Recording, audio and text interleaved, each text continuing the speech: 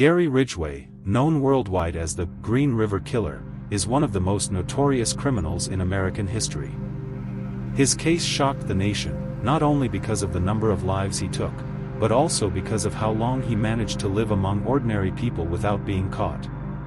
Born on February 18, 1949, in Salt Lake City, Utah, Ridgway grew up in a troubled home. He had a difficult relationship with his parents and struggled in school. At the age of 16, he committed a violent act against a younger boy, which was a warning sign of the dangerous path his life would take. Yet, he managed to appear normal to those around him, blending back into daily life after the incident. In the 1970s, Ridgway moved to the Seattle area, got married, and found steady work as a spray painter for trucks, a job he would hold for many years. To his neighbors and co-workers, he seemed like an average man.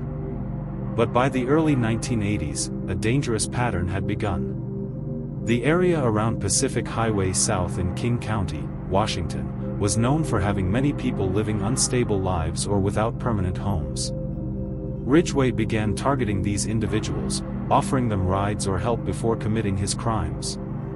His victims were often left in remote outdoor areas, including places near or in the Green River. This pattern earned the unknown criminal the name, the Green River Killer.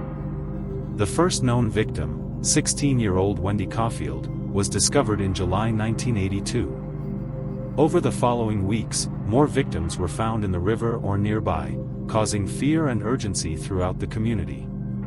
The King County Sheriff's Office created a special team called the Green River Task Force, dedicated entirely to finding the killer.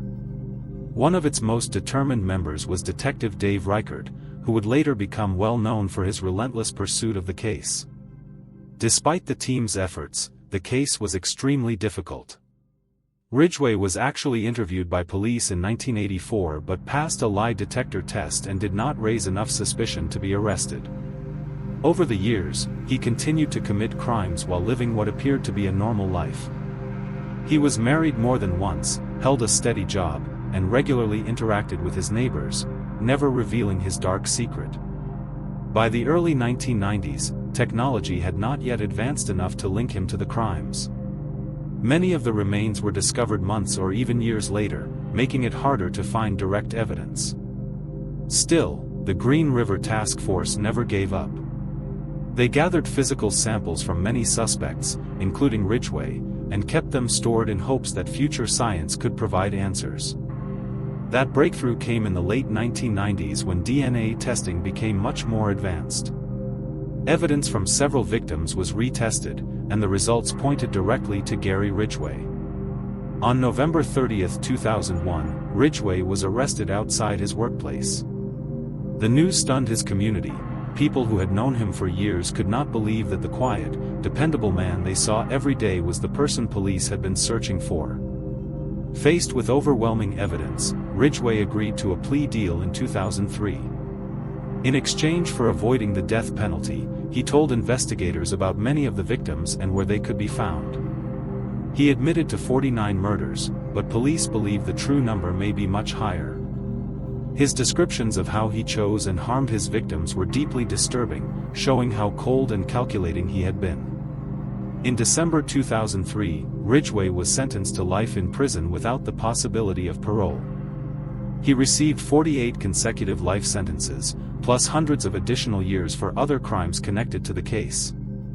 Today, he remains at the Washington State Penitentiary, where he will spend the rest of his life.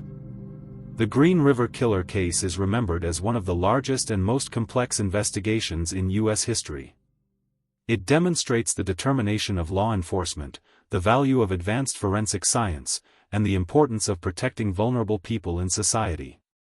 It is also a chilling reminder that sometimes, those who seem most ordinary can be hiding the darkest truths.